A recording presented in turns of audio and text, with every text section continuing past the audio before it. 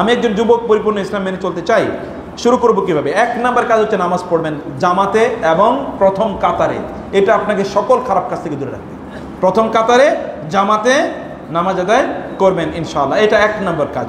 দুই নম্বর কাজ হচ্ছে বন্ধুদেরকে পরিবর্তন করেন, ভালো বন্ধু চারিদিকে ভেড়ান, দুই নম্বর কাজ। তিন নম্বর কাজ হচ্ছে কি?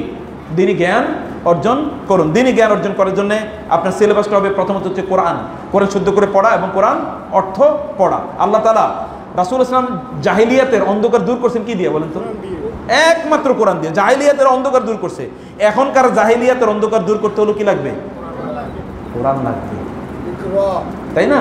এবং রাসূলের জীবনীটা পড়তে হবে। মনে রাখবেন, যে রাসূলের জীবনী পড়ে না ও কিয়ামত পর্যন্ত কোরআন বুঝবে না, কারণ রাসূলের উপর কোরআন নাজিল হয়েছে। অতএব তার জীবনীটাই কি? কোরআন।